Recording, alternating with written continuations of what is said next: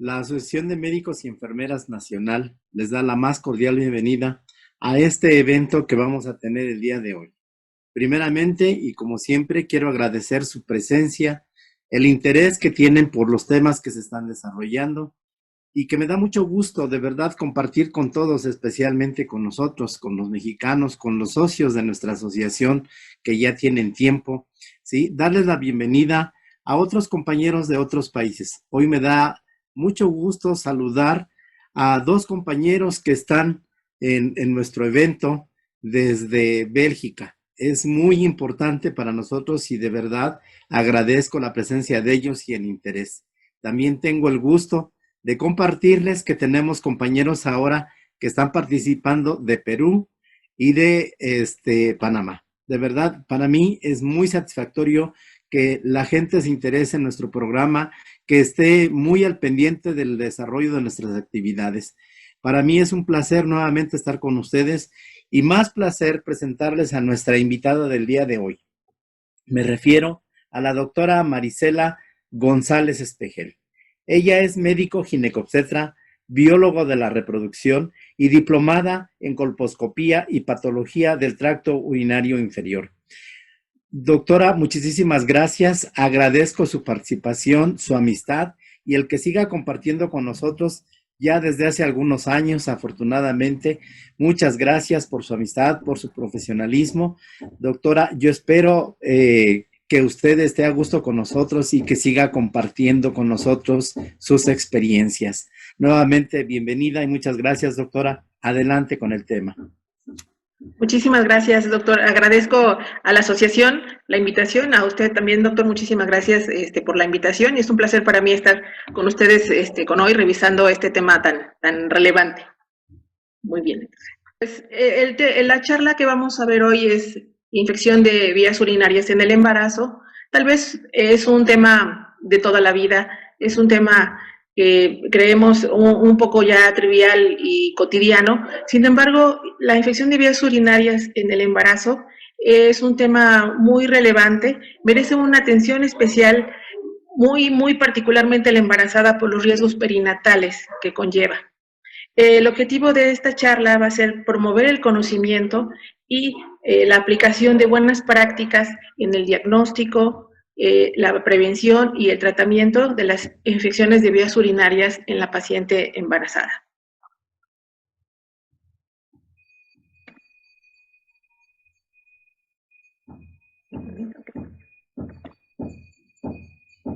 Muy bien.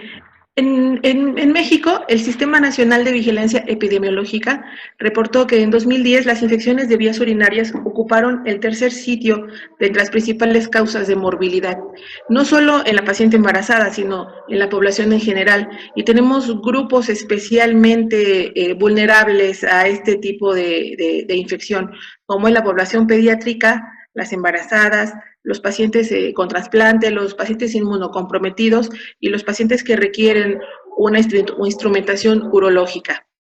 Las infecciones de vías urinarias representan la primera causa de consulta médica en mujeres en edad reproductiva. En cuanto a la incidencia, de los 18 a los 40 años de edad, tenemos que es la incidencia máxima en esta población. Tenemos que un 20% de estas mujeres van a experimentar una infección de vías urinarias sintomática en el transcurso de su vida. Las infecciones de vías urinarias en la mujer son 30 veces más frecuentes que en el varón en etapa reproductiva.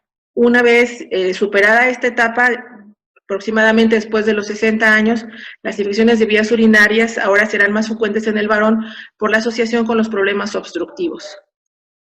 Durante el embarazo es la causa más frecuente de complicaciones perinatales serias y es la tercera causa de sepsis neonatal. Por eso la importancia de revisar continuamente este tema. En pacientes en edad pediátrica, como habíamos comentado, es un problema de salud frecuente. Ocupa el tercer lugar dentro de las infecciones, después de las infecciones respiratorias y gastrointestinales. ¿Por qué reviste especial importancia el tema? Debido, desafortunadamente, a la resistencia bacteriana que nosotros mismos hemos promovido por el uso indiscriminado de antibióticos. Últimamente no ha habido nuevas moléculas antimicrobianas y todo esto nos ha obligado a normar conductas para el abordaje y el tratamiento inicial de la infección de las vías urinarias. De hecho, en la embarazada es el único estado en el cual se debe tratar la bacteriuria asintomática por las implicaciones de mortalidad que representa. Fuera de esta etapa del embarazo, la bacteriuria asintomática solo se trata en situaciones muy particulares. En mujeres o en pacientes sanos que presentan bacteriuria asintomática, no debe tratarse de rutina con antibióticos. El embarazo es la única situación, es el único estado en donde debemos tratarla con antibióticos. Hay unas situaciones muy particulares en algunos pacientes en los que sí se debe tratar, pero en la población general, sin factores de riesgo y sana, no debemos proporcionar tratamiento antibiótico en este tipo de pacientes. La infección de vías urinarias es una de las complicaciones médicas más frecuentes en la mujer embarazada. De hecho, se coloca solo después de la anemia y de la cervicovaginitis. Entonces, es la tercera causa de complicaciones durante el embarazo. El parto prematuro es responsable del 75% de las muertes neonatales y del 50% de las alteraciones neurológicas a largo plazo debidas a la prematurez. Tenemos que una paciente que presenta infección de vías urinarias tiene 2 veces más riesgo de presentar un parto prematuro que la paciente que no ha tenido, que no ha cursado con una infección urinaria.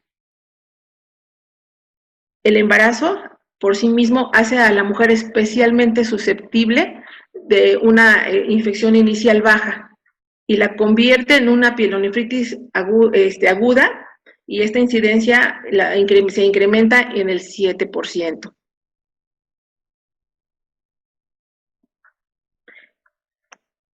La infección, en el tema de infección de vías urinarias tenemos tres condiciones importantes. Una es la bacteriuria asintomática, que se presenta en general del 2 al 11% de las pacientes embarazadas, la cistitis aguda del 1 al 5%, y la pielonefritis aguda del 1 al 2%. En la población, vamos a definir lo que es una bacteriuria asintomática. Tenemos que en la población normal la bacteriuria se va a definir como la presencia de más de 100,000 unidades formadoras de colonias en un urocultivo, en ausencia de síntomas. Particularmente en la paciente embarazada o en niños, se define como la presencia de más de 100,000 unidades formadoras de colonias por mililitro, pero en 2 cultivos subsecuentes en ausencia de síntomas. ¿Por qué? Porque tenemos que, cuando tenemos un cultivo positivo, si lo repetimos en las siguientes semanas, hasta en el 60% de las pacientes, el cultivo puede salir ahora negativo. La infección de vías urinarias no complicada representa síntomas característicos miccionales, como son la polaquiuria, la disuria, el tenesmo, la nicturia y la hematuria. Dichos síntomas no deben ser acompañados de afectación sistémica, como son fiebre, deshidratación, vómito, y que no tengan antecedentes de enfermedades renales y comorbilidades. Es decir, que no existan condiciones que predispongan una nueva infección de vías urinarias o la falla en su tratamiento. La infección de vías urinarias complicada implica una afección recurrente o que ya involucre la vía urinaria alta, acompañada ya entonces, ahora sí, de ataque al estado general con fiebre, náusea, vómito, dolor lumbar y ataque al estado general. La pielonefritis aguda representa ya una infección del parénquima renal secundaria a una infección de vías urinarias baja. El paciente va a presentar un mayor ataque al estado general acompañado de los síntomas miccionales, dolor en la región lumbar, fiebre mayor de 39 grados, y esto va a durar más de 48 horas. Aquí podemos explorar ya el signo de Giordano positivo. ¿Cómo vamos a definir una infección recurrente? Cuando tenemos 2 cuadros de infección de vías urinarias que están ocasionados por diferentes microorganismos en un lapso menor de 6 meses.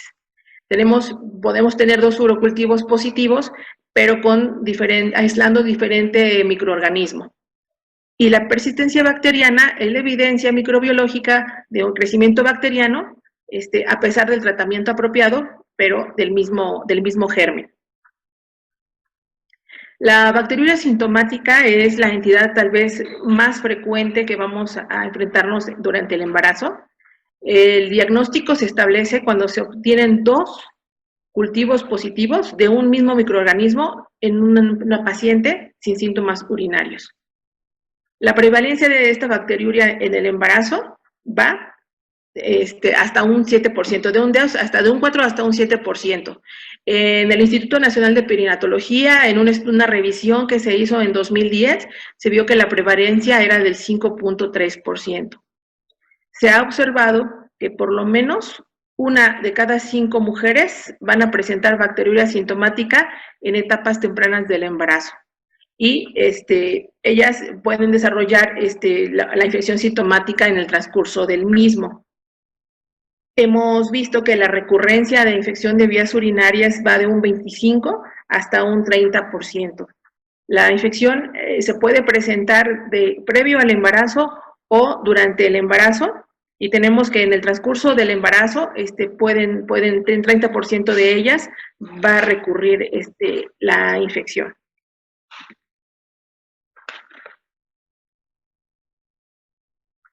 Las repercusiones perinatales de la infección de vías urinarias, en primer lugar, es el parto pretérmino. La paciente, como les mencionaba, que tenga infección de vías urinarias puede cursar hasta con 2 veces más riesgo que las que no tuvieron una infección urinaria de tener un parto prematuro. Si las tratamos de forma oportuna, podemos evitar hasta el 80% de que se presente un parto pretérmino.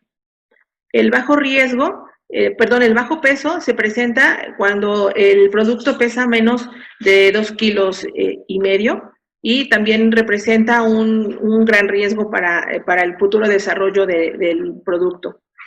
En cuanto a las secuelas, nos referimos principalmente a las repercusiones que tiene el nacimiento prematuro, como son las secuelas neurológicas de la prematurez extrema y las mismas secuelas de la infección urinaria, como son la sepsis, la neumonía y la meningitis.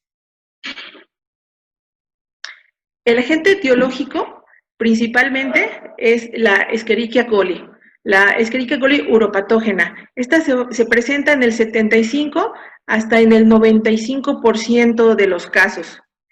El resto es causada por otro tipo de microorganismos, generalmente todas son bacterias gram negativas de origen intestinal. Principalmente Klebsiella, Proteus y Enterobacter. También tenemos bacterias gram positivas que representan menos del 5% de motivo de infección de vías urinarias, como son los enterococos, estafilococos y particularmente el Streptococo agalactiae o Streptococo B. Esta es una revisión de la etiología bacteriana que se hizo en 1,256 pacientes, y tenemos que el agente causal, como hemos visto, es la Escherichia coli, con una frecuencia del 76.7%. Después continúa el Proteus SP, la Klebsiella, el Enterobacter, tenemos también Streptococcus piógenos, particularmente en pacientes hospitalizados, en pacientes como infecciones nosocomiales, podemos encontrar las Pseudomonas y el Acinetobacter, que son principalmente infecciones de curso intrahospitalario, y igualmente el Corynebacterium.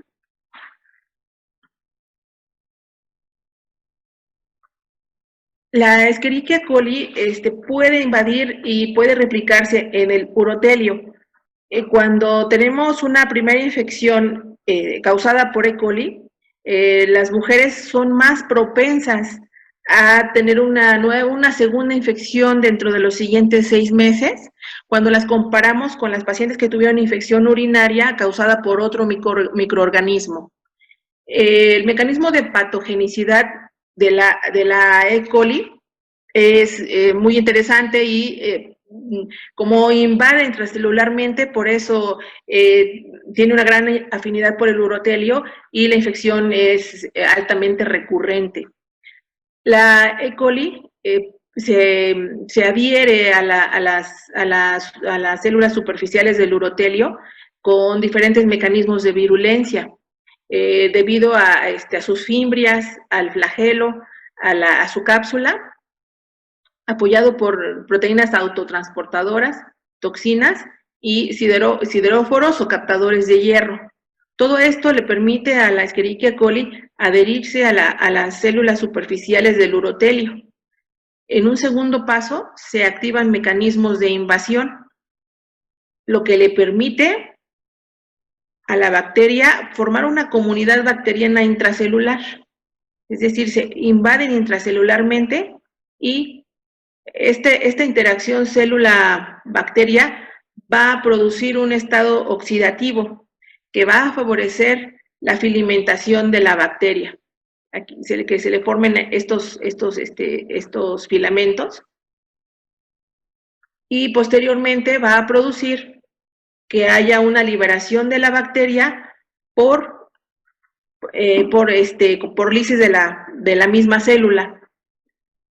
Esta lisis va a producir, esta interacción bacteria-célula va a producir que se activen los mecanismos de apoptosis celular con desprendimiento, muerte y desprendimiento de la célula, lo que va a dejar expuesto las capas intermedias del urotelio. Va a dejar desprovista de su capa superficial y protectora al urotelio, va a exponer estas capas intermedias, lo cual va a causar que el Escherichia coli se sitúe intracelularmente en capas más profundas. Esto lo que va a hacer es que la Escherichia coli va a permanecer quiescente dentro del urotelio intracelularmente semanas o meses, produciendo posteriormente una nueva infección. Por otra parte, el huésped va a producir uromodulina, lactoferrina y anticuerpos IgA para impedir la adherencia de la Escherichia coli en las células del urotelio. Por otra parte, se van a activar mecanismos de inmunidad en donde se va a producir interleucina 6 e interleucina 8 que van a promover la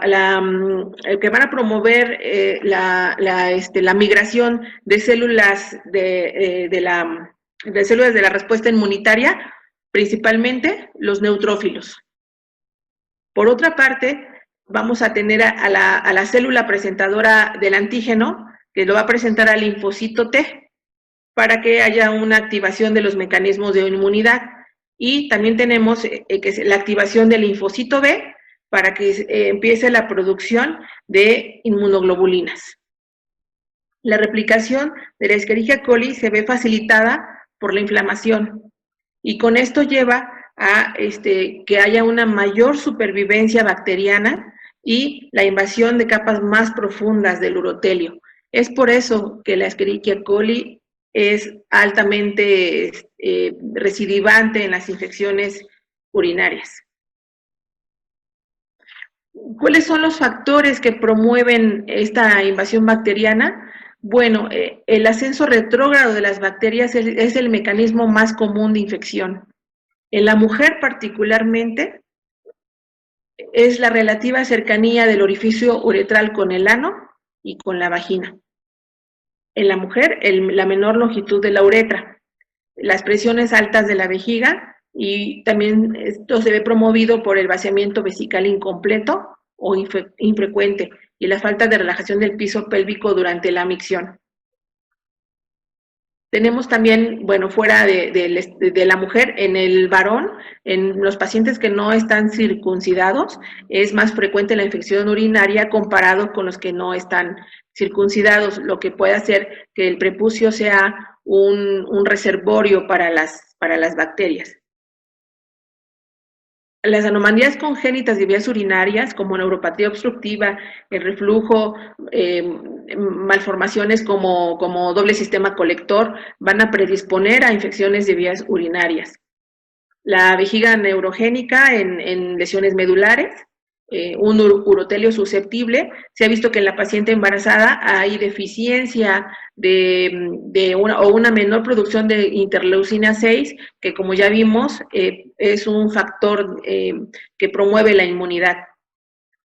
Se presenta también de manera frecuencia asociada con dos eventos muy importantes en la mujer. Uno en el embarazo, como hemos visto, y otro a partir del inicio de la vida sexual.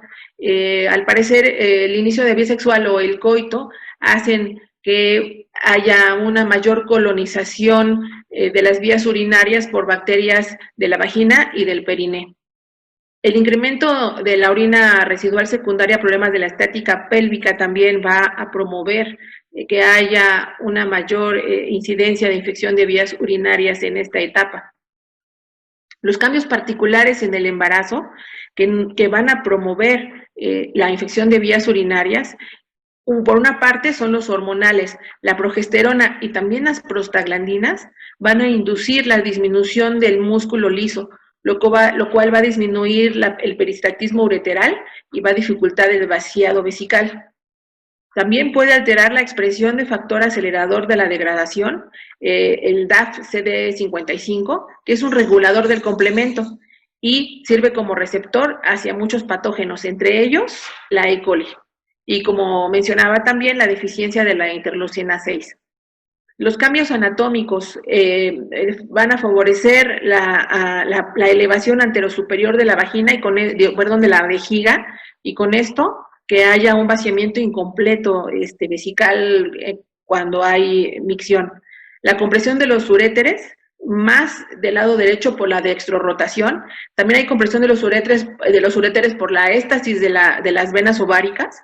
Esta compresión pues no va a permitir el vaciado completo, o va a haber un retardo en el vaciamiento, lo que va a producir una hidronefrosis fisiológica y un reflujo vesicoureteral. De hecho, la éstasis urinaria es el factor decisivo para promover la infección de vías urinarias. La ectasia pielocalicial puede albergar hasta 200 mililitros adicionales de orina en todo el sistema pielocalicial. El estado hipertónico renal, lo cual va a inhibir la migración leucocitaria, la fagocitosis y la actividad del complemento, así como una menor actividad de linfocitos T, con lo que se van a favorecer estos procesos infecciosos. También hay cambios físico-químicos en la composición de la orina durante el embarazo, particularmente la alcalinización de la orina por una mayor excreción de bicarbonato, mayor excreción de azúcares y aminoácidos y estrógenos, lo que va a favorecer la proliferación bacteriana. Hay factores que son de mayor riesgo en la paciente embarazada. Ya vimos los cambios anatómicos que son particularmente presentes en todas las pacientes que cursan con un embarazo, pero hay pacientes embarazadas que tienen factores adicionales. Uno, el principal factor es el antecedente de infección de vías urinarias previo al embarazo. Como habíamos mencionado, hasta el 30% de ellas pueden presentar una nueva infección durante el embarazo, sobre todo si tuvieron una infección previa al embarazo o durante el embarazo. Del 24 al 78% de las mujeres que presentan una bacteriuria asintomática en la gestación tienen antecedentes de infección de vías urinarias sintomáticas. En segundo lugar, las pacientes con malas condiciones socioeconómicas van a presentar una incidencia 5 veces mayor de una bacteriuria asintomática durante la gestación. Un estado patológico particular, la depranocitemia, es un factor de riesgo que debemos tener en cuenta porque duplica el riesgo de adquirir bacteriuria asintomática, particularmente en las pacientes de raza negra. Las comorbilidades, en donde vamos a tener un estado de inmunosupresión, como son la diabetes, y ahí está incluida la diabetes gestacional, pacientes con trasplante no solo renal, sino de otros órganos por el estado de inmunosupresión, alteraciones del tracto urinario, como ya habíamos comentado, pacientes con antecedente de malformaciones en las vías urinarias, como doble sistema colector, y pacientes con lesiones medulares, como ya habíamos visto, pues la vejiga neurogénica, sobre todo en pacientes, bueno, que tienen que estar cateterizando frecuentemente para hacer un vaciado de la vejiga. ¿Cómo vamos a hacer el diagnóstico? El diagnóstico, estamos obligados a investigar el antecedente de infección de vías urinarias previas que estén confirmadas. El cuadro clínico, ya vimos, es muy característico, los síntomas miccionales, como son la disuria, el tenesmo, la poliaquiuria, síntomas como presión suprapúbica, ya cuadros de infecciones de vías urinarias altas, como son el Giordano, fiebre, mal estado general. Tenemos aquí apoyos diagnósticos, como son el examen general de orina, el examen con tira reactiva para detectar nitritos y esterasa leucocitaria. Ese es un recurso que tenemos en el consultorio, tener la tira reactiva, un examen general de orina ampliado con el análisis microscópico del sedimento, y el urocultivo se recomienda en pacientes con sospecha de pielonefritis o síntomas persistentes que recurren, y en el caso de síntomas atípicos, síntomas que no son tan claros. Como primer recurso tenemos la tira reactiva, que es un método con pruebas rápidas mediante una tira plástica que tiene diferentes zonas reactivas. Aquí lo que vamos a buscar es la esterasa leucocitaria. La esterasa leucocitaria es una enzima que produce los leucocitos, y nuestra tira nos la va a detectar a partir de 10 leucocitos. Tiene una sensibilidad del 83% y una especificidad del 78%. Tenemos la tira reactiva, y aquí en el primer, bueno, dependiendo de la marca de la tira, pero generalmente en el primer término tenemos los leucocitos, y se va a teñir de un color, generalmente es morado, de acuerdo a la cantidad. Si la tira se queda, el cojín de ese reactivo se queda en blanco, bueno, asumimos que no hay esterasa leucocitaria, pero a partir de 10 leucocitos no las va a empezar a detectar.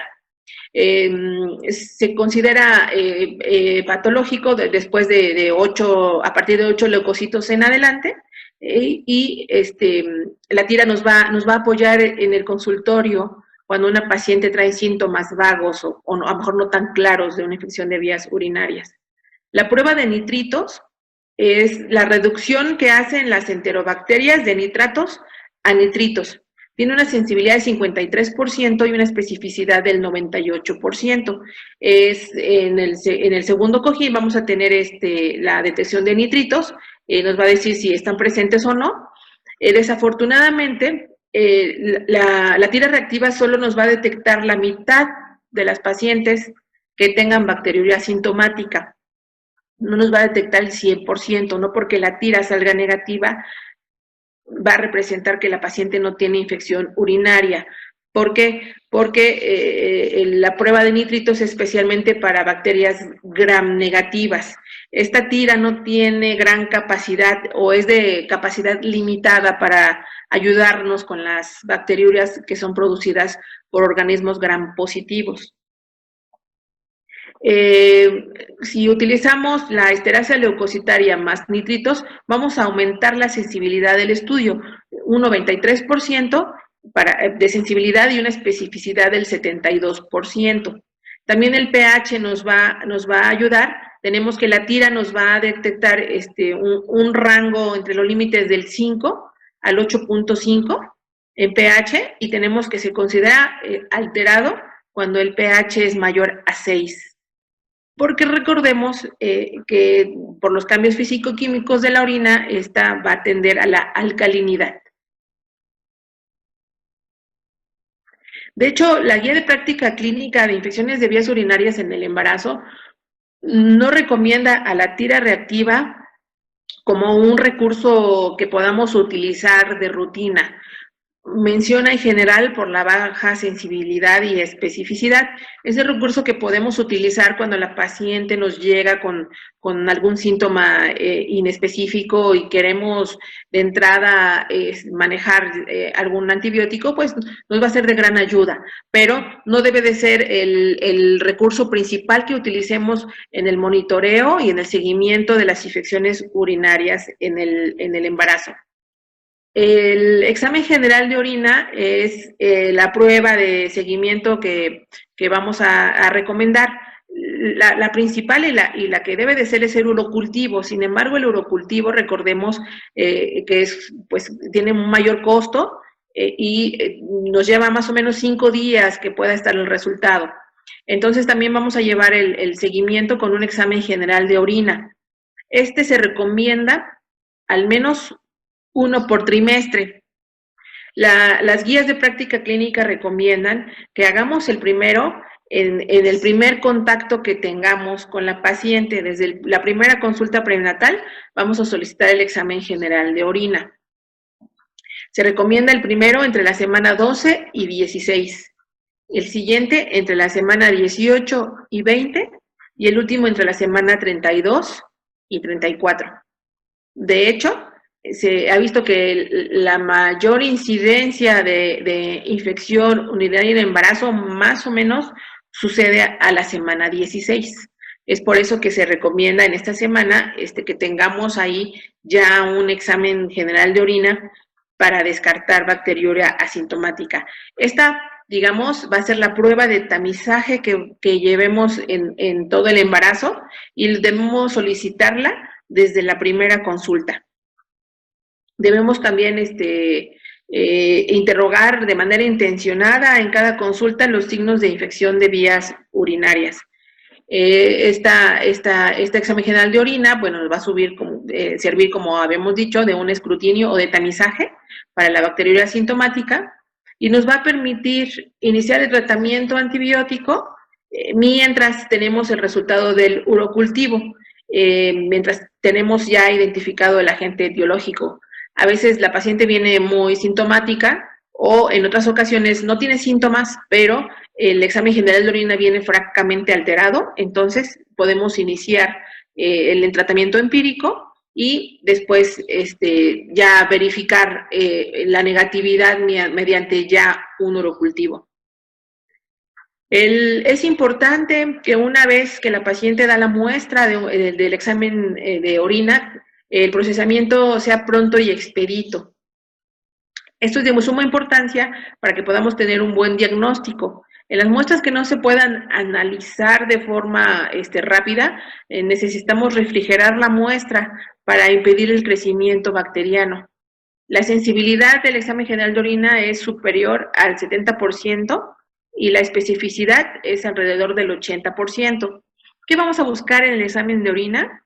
Muy parecido a la tira reactiva, un pH mayor de 6, una densidad de 1.020 o más, leucocituria, como habíamos mencionado, más de 8 leucocitos por mililitro de orina, por mililitro cúbico de orina, y la presencia de bacterias mayor a 100,000 unidades de colonias. Bueno, el examen de orina no nos va a decir precisamente cuántas unidades formadoras de colonia hay, pero sí nos puede decir en cantidad, nos puede hablar cualitativamente de la cantidad de las bacterias.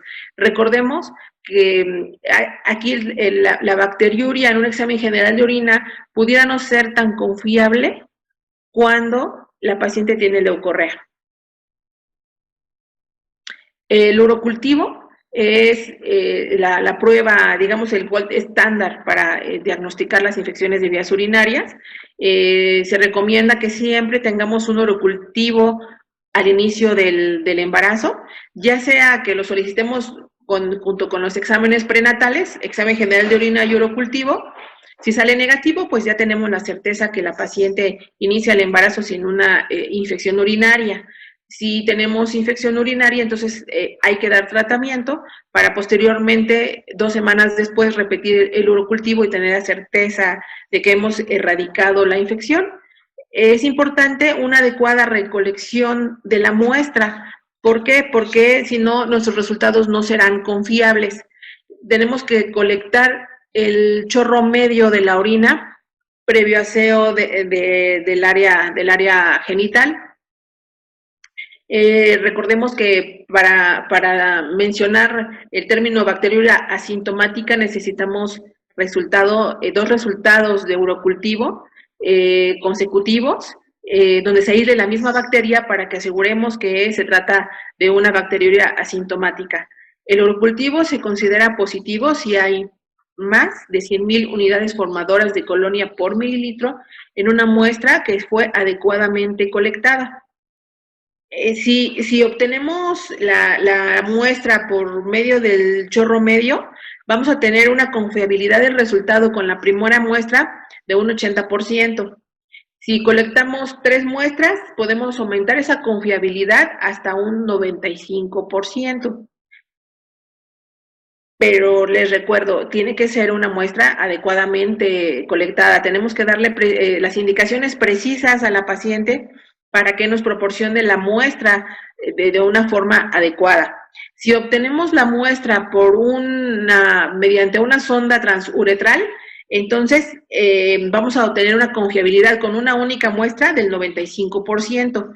Y de hecho, en una muestra obtenida por un cateterismo transuretral, no se va a requerir que se desarrollen las más de 100,000 unidades formadoras de colonias, sino con la presencia de 1,000 unidades formadoras de colonias por mililitro es suficiente para decir que el paciente tiene una infección urinaria. Si obtenemos la muestra por una talla suprapúbica, entonces el resultado será 100% confiable y no necesitamos un número determinado de unidades formadoras de colonia. Con cualquier cantidad podemos asegurar que este paciente tiene una infección urinaria. Las muestras para el cultivo de orina deben refrigerarse si no se tiene la posibilidad de procesarlas dentro de los 30 minutos posteriores a su recolección, como es pues lo más común, ¿no? Que no se puedan procesar de forma inmediata. Entonces, las tenemos que refrigerar para evitar la proliferación bacteriana. Los resultados de un urocultivo deben de ser tomados dentro del contexto del cuadro clínico y de los síntomas. Es decir, si tengo una paciente que tiene un urocultivo con menos de 100,000 unidades formadoras de colonia, por ejemplo, 10,000, pero viene con síntomas urinarios, entonces voy a considerar positivo el urocultivo y le vamos a otorgar tratamiento a la paciente. Cuando el urocultivo me reporta menos de 10,000 unidades formadoras de colonia, vamos a considerar que la muestra fue contaminada. O cuando el resultado del cultivo me reporta 2 microorganismos diferentes, vamos también a considerar que ese urocultivo, esa muestra estuvo contaminada y tendremos que repetirla. Es necesario considerar, como mencionaba, que cuando las unidades formadoras de colonias son bajas, aumentan las posibilidades de contaminación. Pero, si aunamos este resultado a un contexto clínico, no tengo 100,000 unidades, pero tengo 10,000, pero la paciente viene sintomática, entonces vamos a considerar que la paciente tiene infección y le podemos proporcionar tratamiento. Cuando son resultados dudosos, como a lo mejor nos reporta 10,000 unidades formadas de colonia, la paciente no tiene síntomas, estoy obligada a repetirlo. O cuando me han reportado aislamiento de 2 microorganismos diferentes. Incluso yo he llegado a ver urocultivos en donde me reportan 3 organismos diferentes. El diagnóstico diferencial lo vamos a hacer con infecciones vulvovaginales. Es común que la paciente confunda la disuria con el ardor vulvar terminal que se produce por la irritación cuando pasa la orina por la vulva inflamada. Entonces tenemos que ahí ser un poquito más precisos en el interrogatorio para saber si es solamente esa irritación terminal o viene acompañada de algunos otros síntomas como tenesmo, poliaquiuria, sensación de presión suprapúbica o algún dato más. La exploración ahí es importante porque entonces vamos a detectar leucorrea y la inflamación vulvar. También es común que podemos confundir una infección urinaria con una vejiga hiperactiva. Esta enfermedad generalmente es idiopática y se produce cuando el músculo detrusor se contrae antes de que la vejiga esté llena. Lo normal es que el músculo detrusor se contraiga cuando tenemos una vejiga casi completamente llena. Pero en la vejiga hiperactiva hay contracción del músculo detrusor antes del llenado vesical y eso va a producir urgencia. Ese es el síntoma cardinal de la vejiga hiperactiva. Es una urgencia, generalmente produce incontinencia urinaria, pero solo cuando la paciente manifiesta la sensación de querer orinar, en ese momento debe de hacerlo, si no, si va a tener incontinencia urinaria. Pero el síntoma principal por el cual la paciente acude es por una urgencia. Es común que en ese tipo de pacientes estemos dando tratamientos continuos y la paciente sigue manifestando esos síntomas. Entonces ahí tenemos que esperar el resultado del urocultivo para descartar una infección urinaria. Y si no, bueno, ya explorar la posibilidad de una vejiga hiperactiva.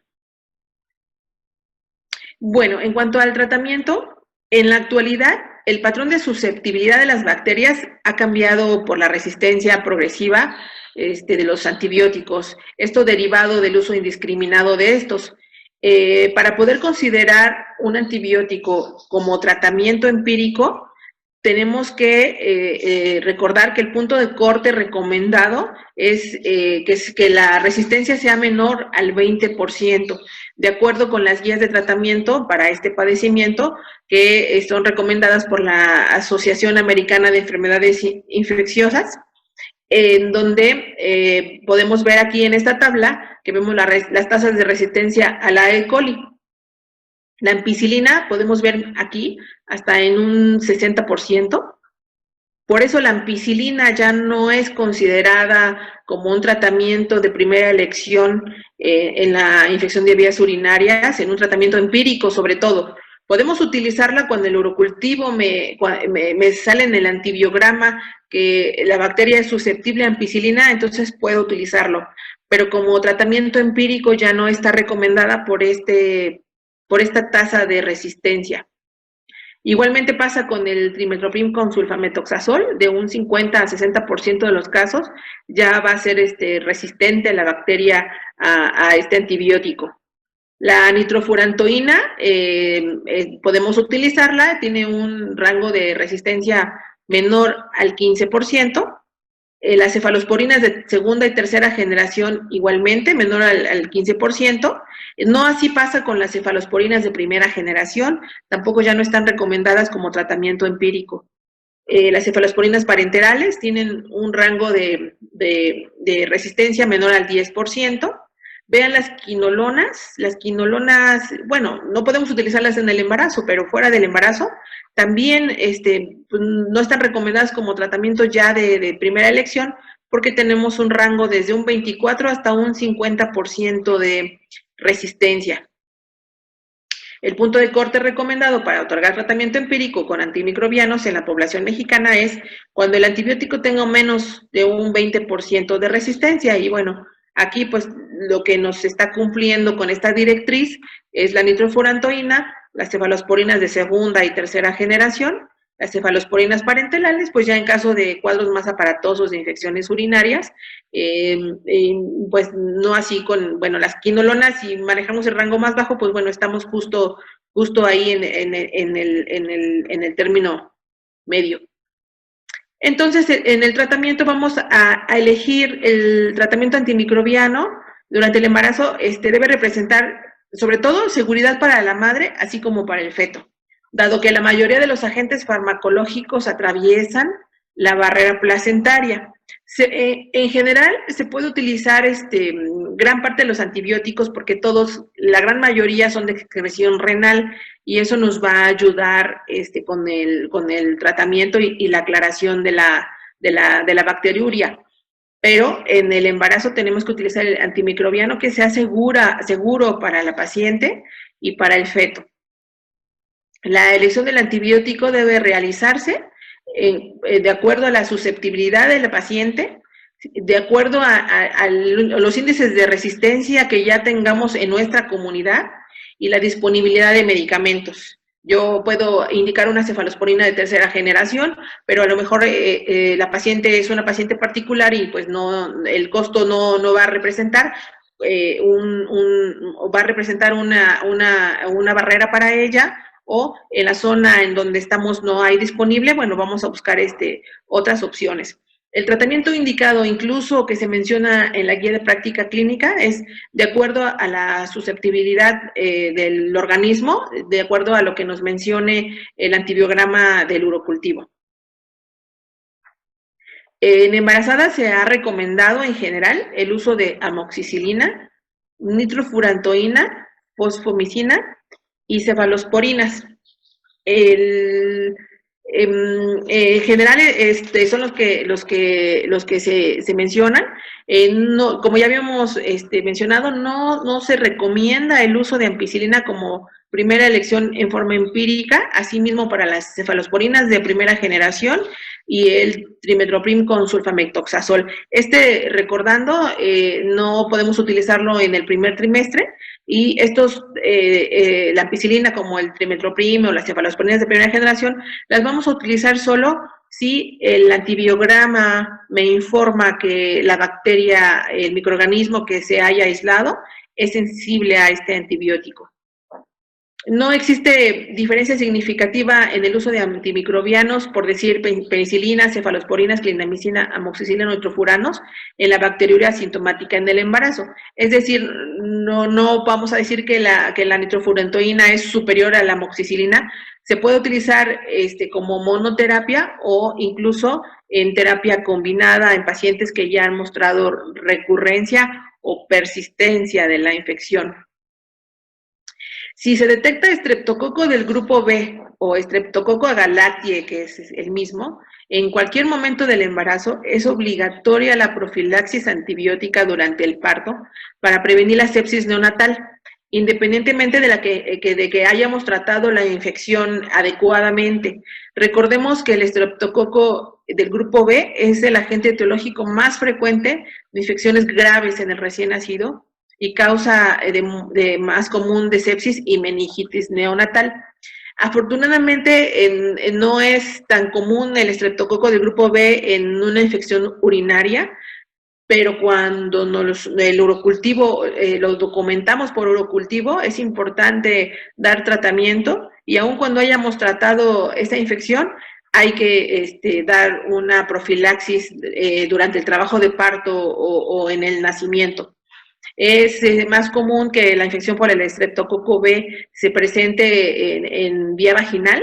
De hecho, hay algunos protocolos en donde recomienda que hagamos un cultivo vaginal entre la semana 35, 36, incluso la 37 del embarazo, para asegurarnos que al momento del nacimiento la paciente no estará colonizada por el estreptococo B, porque puede ser asintomática y el bebé al nacimiento puede presentar datos de sepsis neonatal. Y no vamos a saber por qué motivo fue.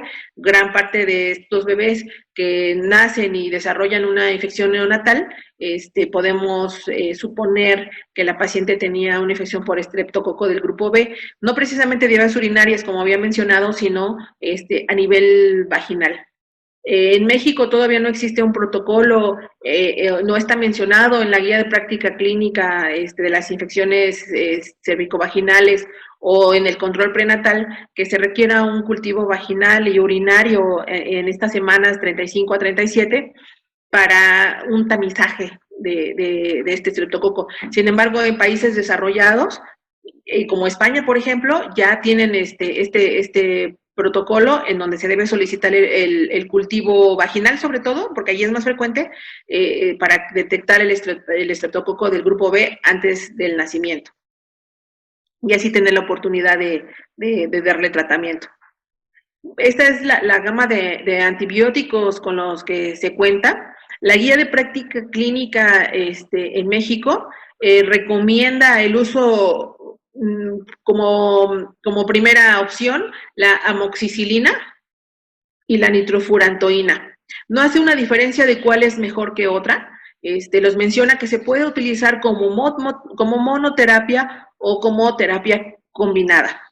La nitrofurantoína a razón de 100 miligramos cada 6 horas por 7 días.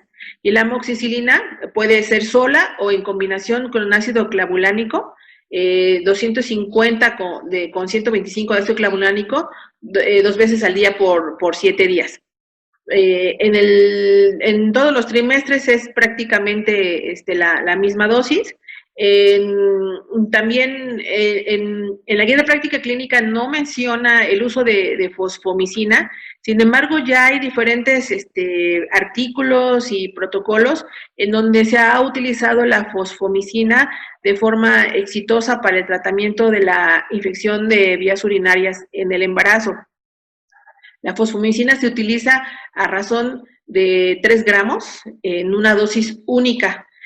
Ahorita vamos a hablar un poquito más de tratamientos cortos, con dosis única. La cistouretritis también es el mismo protocolo, nitrofurantoína, amoxicilina, y aquí ya integramos una cefalosporina, 500 miligramos cada 6 horas por 10 días. En la cistouretritis ya, si ven, aumentamos el tiempo de duración, ya no son 7, ya son 10 días. La guía de práctica clínica comenta que la duración recomendada de los tratamientos es de 4 a 7 días. Ya en pacientes hay que considerar los antecedentes de la paciente, en donde si ya vimos que es una infección recurrente o es una infección muy sintomática, pues vamos a considerar el tratamiento un poco más prolongado. En general se recomiendan tratamientos cortos. Cortos vamos a decir de 4 a 7 días, pero de acuerdo a los antecedentes, pues hay que considerar si aumentamos la duración a 10 días. Este esquema es el que recomienda el Instituto Nacional de Perinatología. La pielonefritis es, bueno, ya recordemos que ahí hay infección ya del parénquima renal, en donde pues principalmente la Escherichia coli ya se encuentra intracelularmente, y ahí puede ser que nos cueste más trabajo erradicar la infección y que tenga un alto índice de recurrencia, por lo que mencionábamos de la invasión de la E. coli a las capas más profundas del urotelio. Entonces aquí ya se integran incluso los aminoglucósidos, como la gentamicina o la amicacina. Estos los vamos a dejar en pacientes que cursen con pielonefritis o que el antibiograma nos dé pocas opciones, en donde nos diga que el microorganismo es sensible a los aminoglucósidos. Vamos a tratar de respetar la dosis por la cuestión de la nefro y otoxicidad. Aquí ya podemos utilizar cefalosporinas intravenosas, como es la cefotaxima. También tenemos la ceftazidima, podemos darle un gramo cada 24 horas, y la duración para la pielonefritis pues sí se recomienda que sea de 10 días.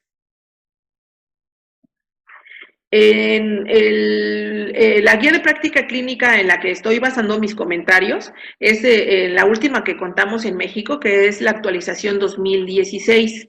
Esta se llama Prevención, Diagnóstico y Tratamiento de la Infección del Tracto Urinario Bajo durante el embarazo en el primer nivel de atención.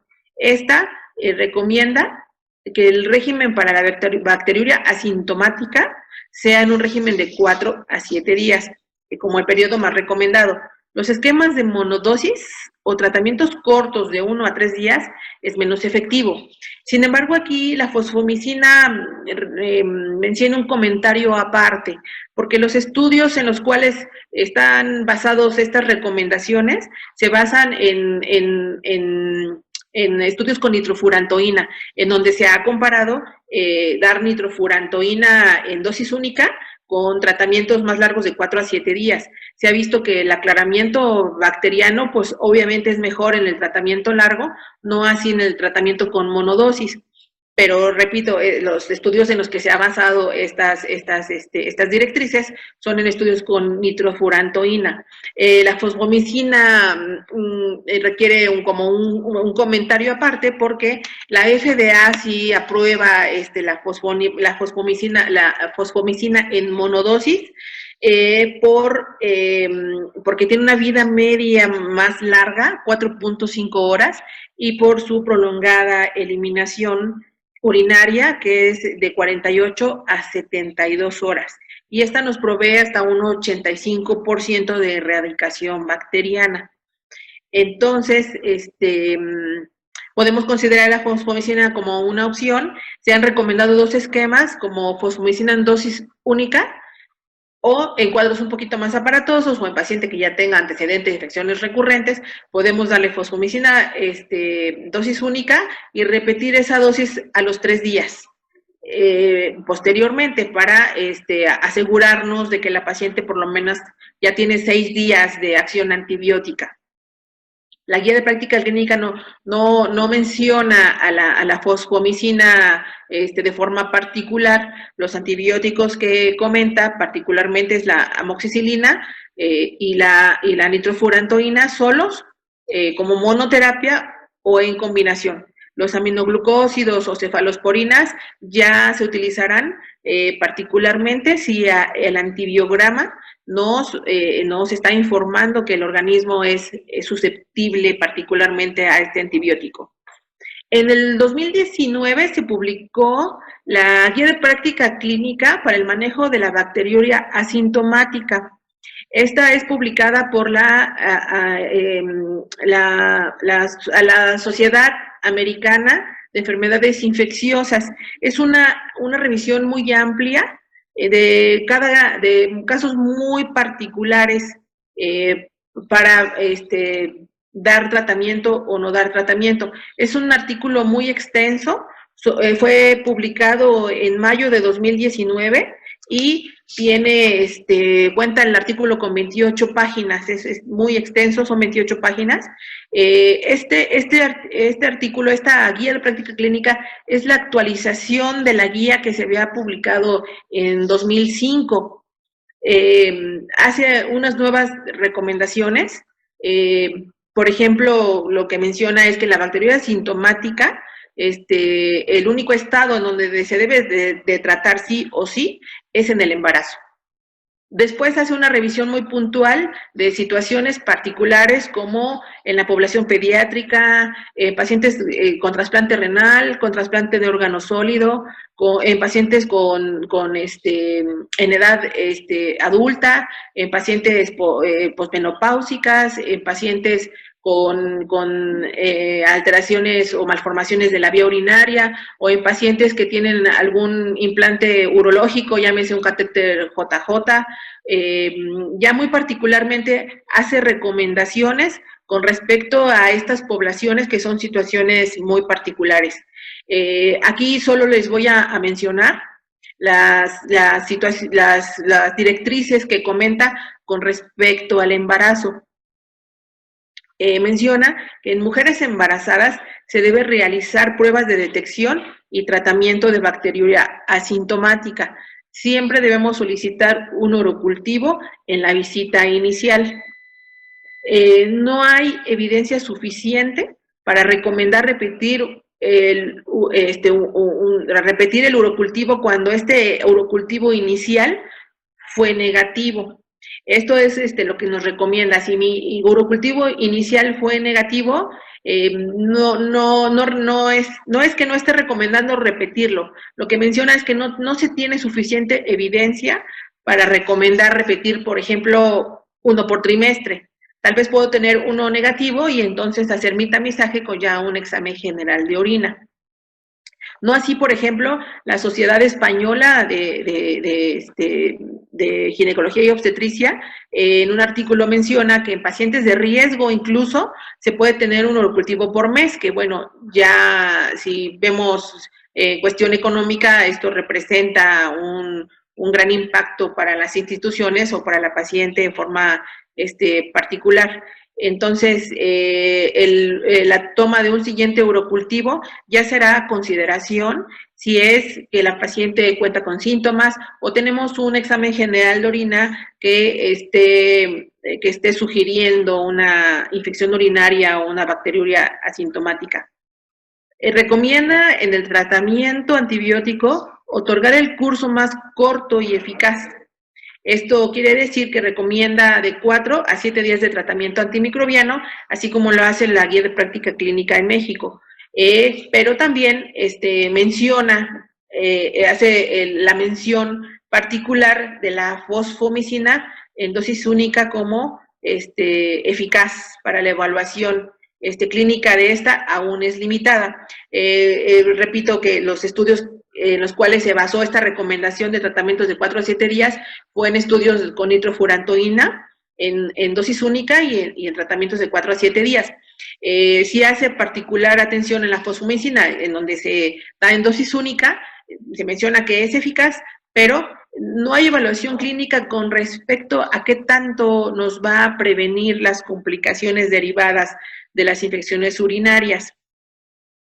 Se recomienda dar nitrofurantoína y beta-lactámicos debido a su seguridad.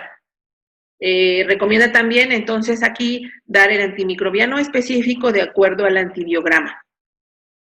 No hay evidencia directa que el tamizaje periódico después del tratamiento o retratamiento tenga algún beneficio. Sin embargo, en las guías de práctica clínica en México, sí se recomienda que tengamos un cultivo de control posterior al tratamiento para asegurarnos de que la infección ha sido erradicada. En cuanto a la profilaxis, pues, son normas básicas de higiene personal. Esta es muy importante en la educación que le demos en la consulta a la paciente, porque muchas veces son medidas higiénico-dietéticas que nosotros damos por hecho porque las conocemos, pero muchas pacientes no tienen esa formación y no dan por hecho o no conocen estas medidas, y es importante que se las mencionemos, que las eduquemos para prevenir una nueva infección debido a sus altas tasas de recurrencia. Como habíamos mencionado, del 25 hasta un 30% de pacientes van a tener recurrencia de la infección en el mismo embarazo. Por eso es importante que hagamos esta educación y este entrenamiento a las pacientes para tratar de prevenir una nueva infección, no solo en el embarazo, sino fuera del embarazo. Primero, tenemos que informarle de una adecuada hidratación. Se ha recomendado que se hidrate, que esté tomando agua en el transcurso del día, aproximadamente 2 litros de agua al día. Muchos pacientes en el embarazo, en el segundo, en el tercer trimestre, limitan la cantidad de líquido que toman porque la capacidad de almacenamiento de la vejiga ha disminuido y frecuentemente van al baño, pero hay que buscar estrategias para que se puedan estar hidratando y puedan estar haciendo un vaciado vesical frecuente. A lo mejor no, si trabaja no en las horas de trabajo, pero fuera de, necesitamos que haya una buena hidratación y que haya un vaciamiento vesical frecuente para evitar la colonización de las bacterias, de bacterias en la orina. El aseo de la región vulvoperineal es importante, ya es muy difundido la limpieza del área genital de la parte de adelante hacia atrás, pero también es importante educarlas en cuanto a el aseo de la región vulvoperineal, Hay a veces en la exploración muchas pacientes que vemos que no saben, no les enseñaron a hacer un adecuado aseo genital, y no me refiero a duchas vaginales o estas cuestiones que no están recomendadas, sino simplemente el aseo de los genitales externos. Algunas pacientes hemos visto que vienen con secreciones acumuladas en el pliegue que se forma entre los labios mayores y menores. Por eso es importante que hagamos esa educación, que les expliquemos que se requiere de un aseo, no necesariamente con productos especiales, simplemente agua y jabón. También es importante que no sean demasiado obsesivas con la limpieza, porque posteriormente vienen con resequedad por productos químicos o por tallado intenso y traen síntomas como ardor, pero no por infección urinaria, sino por irritación del área genital. Es importante el vaciado antes y después del coito, sobre todo cuando hay pacientes que una vez que iniciaron vida sexual ha habido mayor incidencia de las infecciones urinarias. No es una práctica que lleven comúnmente las pacientes, y vaciar vejiga antes y después del coito, a lo mejor es una práctica no cómoda, pero en pacientes que se ha comprobado que la relación sexual es una causa frecuente de infecciones, es una medida que deben de tomar y practicar para evitar estas infecciones. Como mencionaba, el vaciado vesical frecuente es como un círculo vicioso. La paciente no quiere ir constantemente al baño, entonces no tomó líquidos, y eso hace que la infección urinaria se esté perpetuando o esté recurriendo con más frecuencia de la que podemos permitir. Hay que recomendarle usar ropa interior de algodón que sea cómoda, que no sea ajustada, y lavarla con un jabón suave. Actualmente pues ha proliferado mucho el uso de telas sintéticas, y esto también ha aumentado el índice de infecciones, no solo urinarias, sino también vaginales. Limpiar ya sea con baño o limpiar específicamente el área genitourinaria con agua y jabón, cuando menos una vez al día. El baño de regadera hay que recomendarlo en lugar del baño con tina. Evitar el uso de talco. Bueno, el talco también ya sabemos que es un factor de riesgo para cáncer de ovario, entonces hay que eliminar toda recomendación en cuanto al uso de talco, no solo por que predispongan a infecciones, sino también para prevenir o no aumentar el riesgo de cáncer de ovario. Rociadores, duchas o lavados vaginales no están recomendados. Como regla general, vamos a evitar productos que tengan perfume u otros alergenos cerca de la región genitourinaria. En la profilaxis, en pacientes que tienen recurrencia en la bacteriuria asintomática o en infecciones sintomáticas, se ha visto ciertas medidas que nos pueden ayudar a prevenir las infecciones. Se ha mencionado el jugo de arándano, incluso lo menciona en la guía de práctica clínica, y en otros artículos también mencionan el jugo de arándano. No hay evidencia de que haya una utilidad real en la prevención y en el manejo de la infección urinaria. Lo que sí se menciona es que puede ayudar a reducir el tiempo de aparición de una infección urinaria, pero no la previene. Puede ser que si me va a dar infección en 2 meses, a lo mejor me va a dar en 3 o en 4, pero definitivamente no me va a ayudar a evitar ni a prevenir una infección de vías urinarias. El uso de lactobacilos probióticos también no previenen la infección urinaria. Entonces, las medidas que se ha visto, la acidificación de la orina también la orina tiene sus, bueno, el sistema tiene sus propios mecanismos de defensa, entonces no está recomendada como una medida de profilaxis tratar de acidificar la orina. Las medidas que están recomendadas para la profilaxis, pues es el tratamiento antibiótico a dosis más bajas por tiempo prolongado. El que se ha recomendado en el embarazo es el empleo de nitrofurantoína a dosis de 100 miligramos por día. En la presentación de nitrofurantoína tenemos que también hay cápsulas de 50 miligramos, podemos dar 50 miligramos cada 12 horas o los 100 miligramos en una dosis diaria por periodos de 1 hasta 6 meses. Esta se ha visto que es una medida útil para la prevención de bacteriurias asintomáticas o de infección de vías urinarias que han sido recurrentes.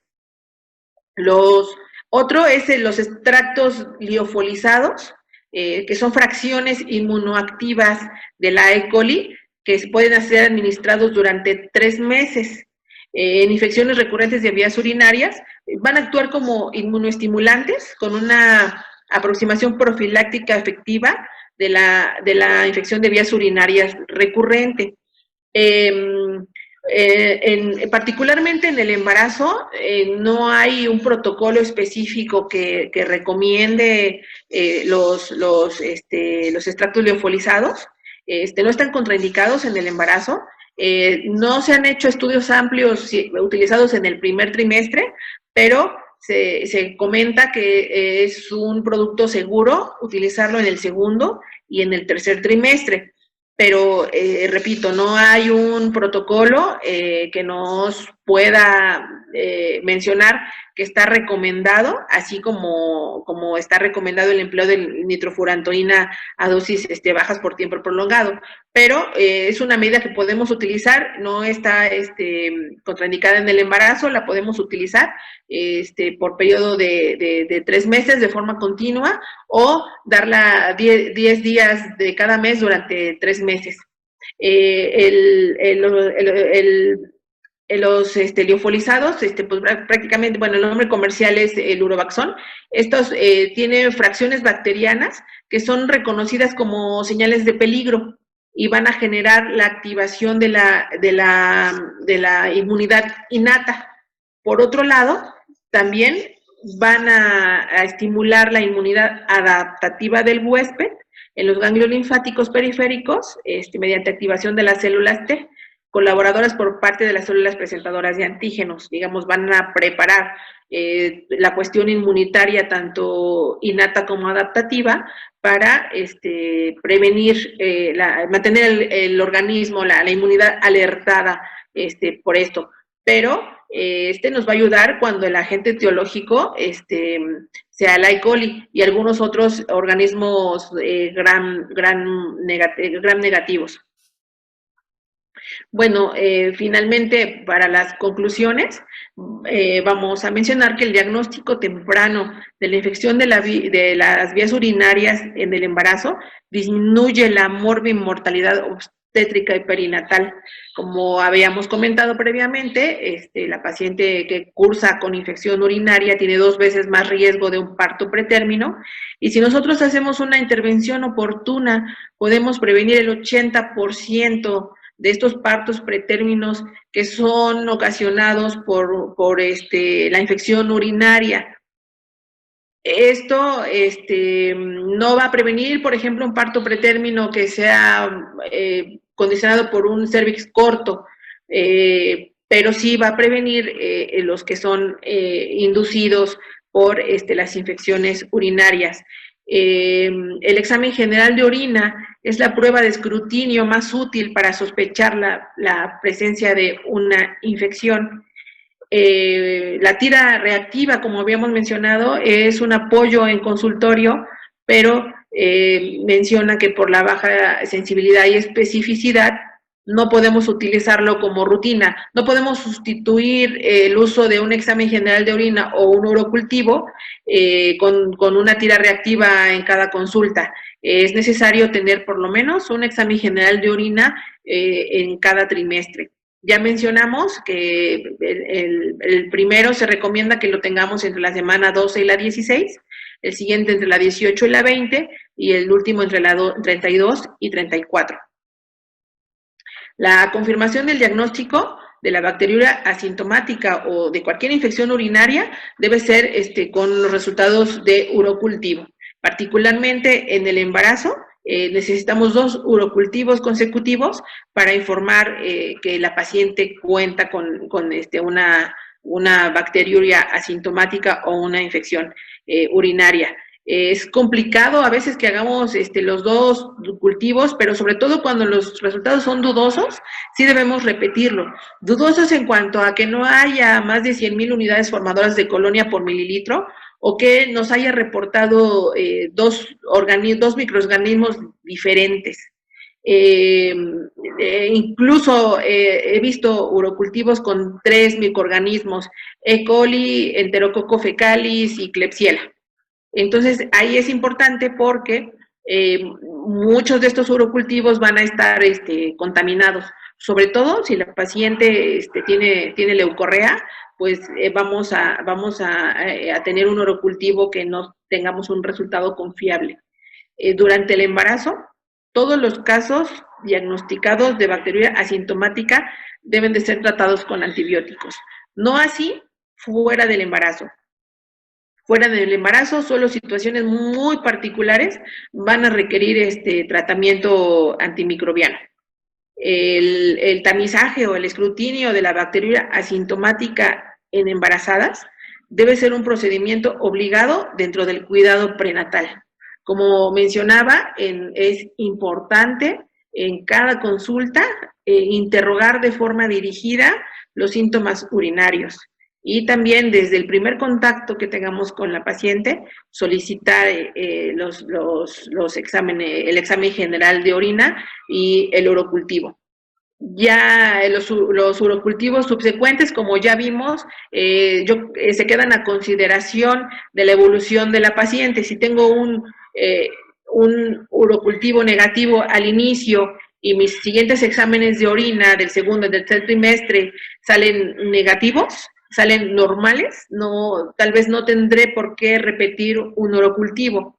No así en la paciente que sí cursó con una infección urinaria y que el resultado del urocultivo me está dando datos para sospechar una nueva infección urinaria, sobre todo cuando esta cursa de forma asintomática.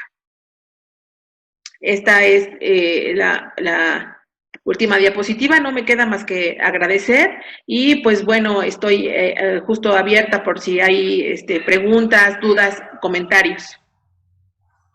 Muchas gracias, doctora. Yo creo que sí, que ha sido un tema bastante bien expuesto, que realmente nuestro interés es tener conocimiento de que las infecciones de vías urinarias pueden tener sus complicaciones durante el embarazo y que es muy importante que nosotros en el primer nivel de atención hagamos un buen diagnóstico y obviamente un buen tratamiento.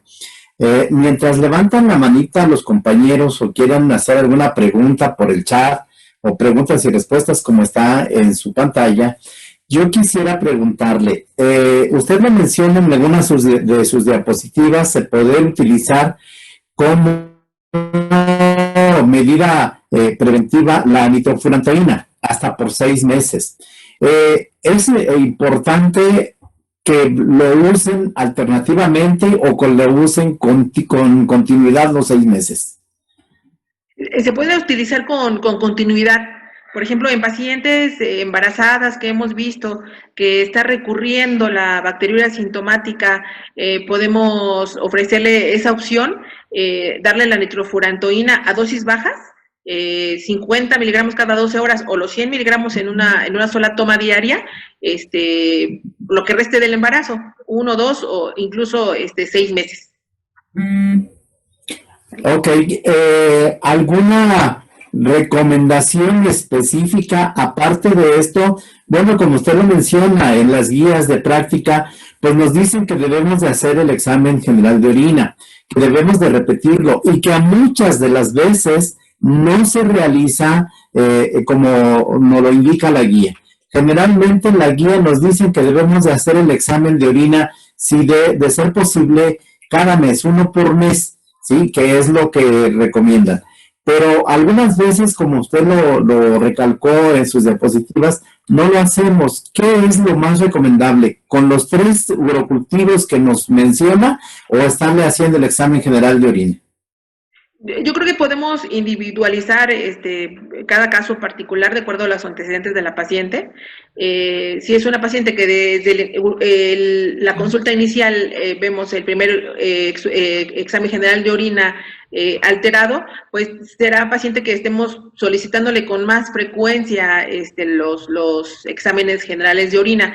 A veces es complicado que la paciente pueda llegar a la consulta con un examen urinario mensual, pero se recomienda que por lo menos tengamos esos 3 urocultivos en el transcurso del embarazo.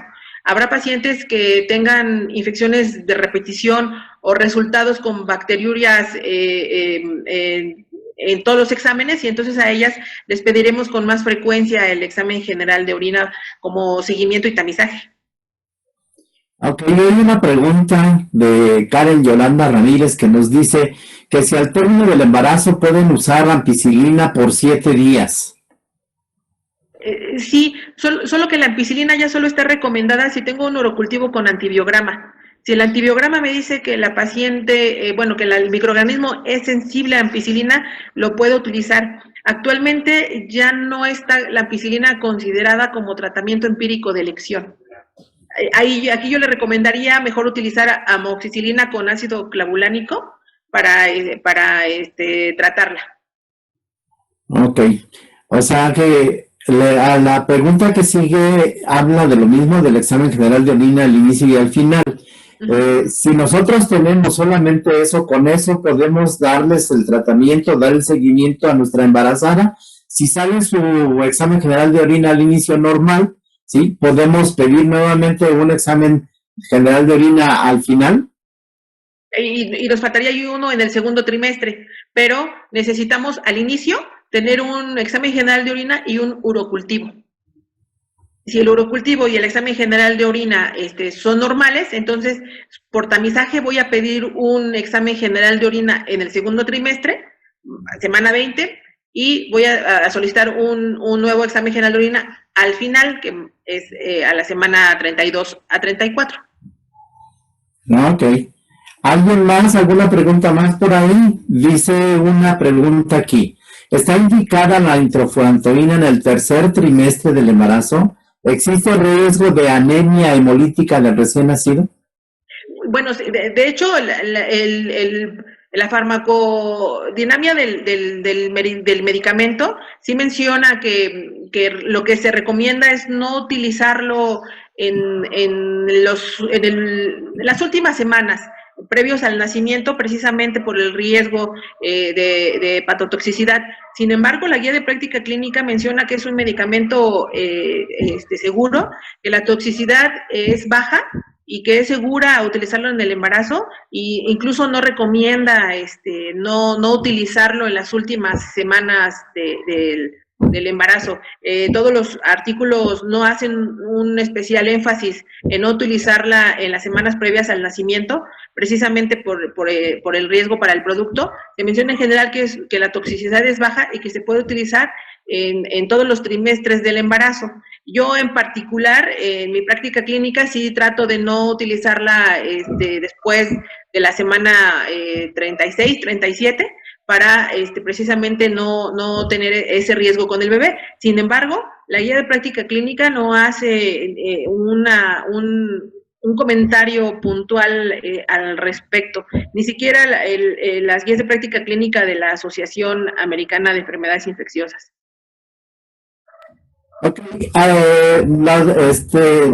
la compañera de Panamá, Indira Barrios, quiere hacerme una pregunta, por favor. Adelante, Indira.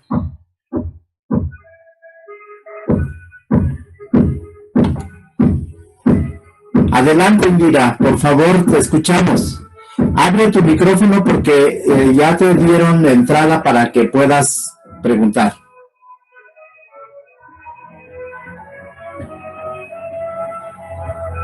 Parece que no nos escucha, Indira. No sé si quieras hacer la pregunta escrita. ¿sí? O por el chat, porque tu micrófono sigue cerrado.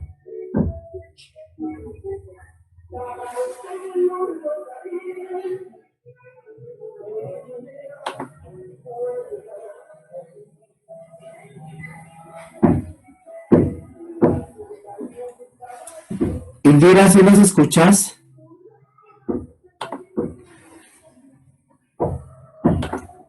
Vemos que estás ahí, pero parece que no nos escuchas. No sé si quieras hacer la pregunta escrita. Sí, la compañera Indira Barrios, como les había comentado desde el principio, ella está conectada desde nuestro país hermano, desde Panamá. Bienvenida, me da mucho gusto que estés ahí y ojalá puedas hacer tu pregunta, sí, que tienes formulada para nuestra expositora. Parece que no, ¿verdad? No la vemos, que tampoco escriba la pregunta.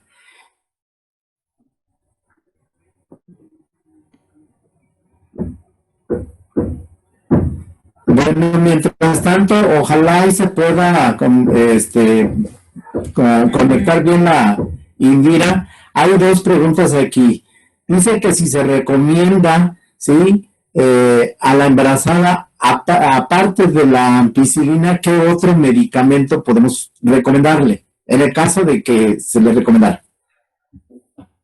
Para la embarazada, para la infección urinaria, bueno, como primera opción, a lo mejor es más económica, la amoxicilina sola o en combinación con ácido clavulánico. La nitrofurantoína también es otra opción, nada más que si comparamos costos, es un poquito más costosa que la amoxicilina. Ya que lo menciona, doctora, ¿puede usarse el genérico? Porque, bueno, sí hay una gran diferencia entre el de patente y el genérico. Sí, doctor, sí se puede utilizar porque, bueno, la marca líder es mucho más costosa, a pesar de que la nitrofurantoína ya tiene muchísimo tiempo en el mercado, sigue siendo costosa la marca líder. Entonces, podemos utilizar la marca genérica, hemos visto que tiene iguales tasas de curación, entonces podemos utilizar, claro que sí, la marca genérica. Muy bien, y una pregunta más es que dice que si la profilaxis es recomendada en infecciones de vías urinarias repetitivas previas al embarazo. Sí, claro, sí, se puede utilizar previo al embarazo, a lo mejor dan un tratamiento largo si ha tenido infecciones recurrentes, dar profilaxis, hacer un examen general de orina o un orocultivo una vez que la paciente ya vaya a iniciar con el intento de la búsqueda del embarazo, porque igualmente se ha visto que si cursó con una infección urinaria previa al embarazo, tiene hasta el 30% de posibilidades de presentar otra infección urinaria dentro del embarazo. Entonces, así podemos asegurar o disminuir el riesgo de que vuelva a presentar la infección durante el embarazo. Muy bien, ¿alguien más? ¿Alguna pregunta más? ¿Algún comentario más que tengan ahí los compañeros? Es muy importante que nosotros pues atendamos y lo que yo les digo siempre, no perdamos la oportunidad ahora que tenemos a profesor. Dice aquí una pregunta más, ¿a partir de qué trimestre pueden tomar la nitrofurantoína? Ya lo menciono, pero si quiere hacernos hincapié, doctor. Sí, claro. La guía de práctica clínica recomienda que es segura en los tres trimestres del embarazo. Se puede utilizar desde el primer trimestre. La guía en México recomienda que iniciemos tratamiento de bacteriuria sintomática hacia el final del primer trimestre e inicio del segundo, pero no limita o no prohíbe el uso de nitrofurantoína desde el primer trimestre. También no hace anotación con respecto a lo que mencionábamos del riesgo de anemia hemolítica hacia el final del embarazo, en el último trimestre. Entonces, menciona que la nitrofurantoína es segura, la toxicidad de la nitrofurantoína es bajo y se puede utilizar con seguridad en los 3 trimestres del embarazo. ¿Alguna pregunta más que nos quieran hacer? También lo mencionó aquí, doctora, nos preguntan que la fosfomicina, ¿en qué caso se utiliza? Ya lo mencionó que está indicada en este tipo de pacientitas. ¿Quiere hacernos hincapié en algo de ello? Sí, claro. En la fosfomicina se puede utilizar en pacientes, por una parte, que vemos que le va a ser complicado cumplir con una posología de muchos días, desde 4 a 7 días. Hay pacientes que vemos que no son tan disciplinadas y vemos que nos van a cumplir mejor con una dosis única, o en pacientes que ya les dimos tratamiento con nitrofurantoína, pero a lo mejor les cayó pesado al estómago como una gastritis, o pacientes que estamos dando retratamiento, ya di tratamiento con amoxicilina, ya di tratamiento con nitrofurantoína, y me vuelve a presentar infección urinaria, entonces lo voy a utilizar como otra opción. La fosfomicina, en dosis única, se ha visto que tiene buenos tasas de curación.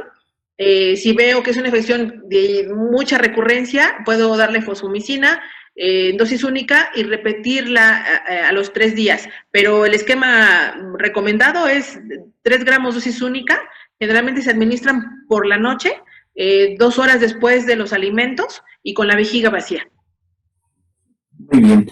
Por fin, Indira, gracias. Por fin lo hizo vía escrito.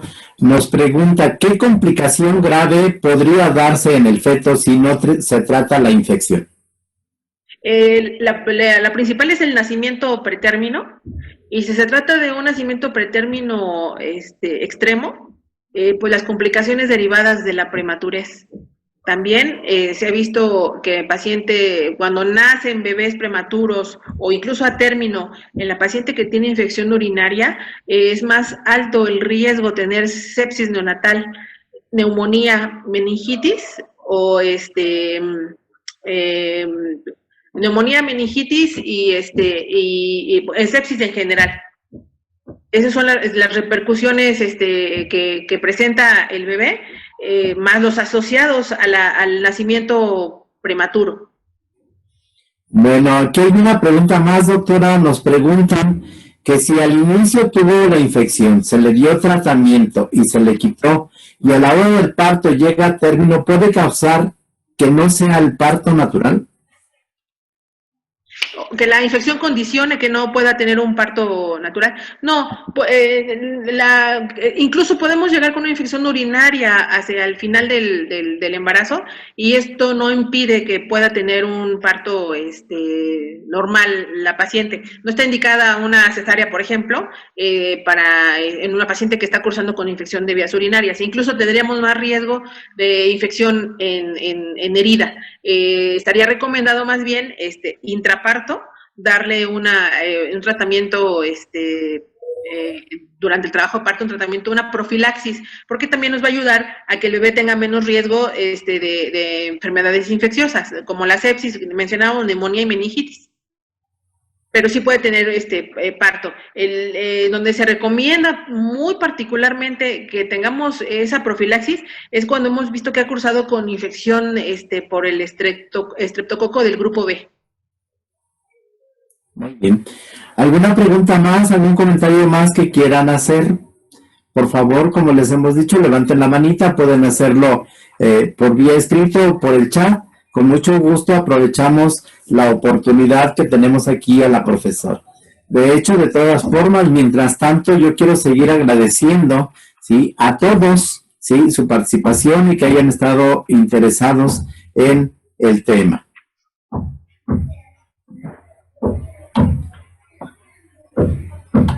¿Ninguna pregunta más? ¿Ningún comentario más?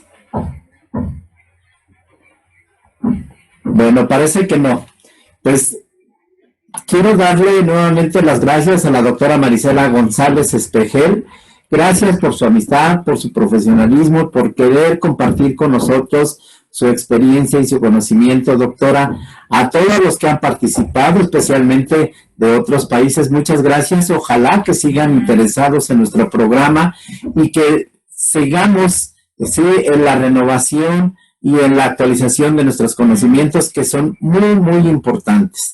Yo quiero seguirles invitando como ya lo hemos tenido. Tenemos la próxima semana, sí, el próximo sábado tenemos el evento sobre un taller sobre vacunas. Muy interesante. Ahora que tenemos que tomar en cuenta que esto será algo que nos ayudará mucho en la prevención, como siempre se ha dicho. Doctora, nuevamente, muchas gracias. Estamos en contacto. A todos ustedes, lindo sábado. Un abrazo. Muchísimas gracias, doctor. Saludos a todos. Hasta pronto.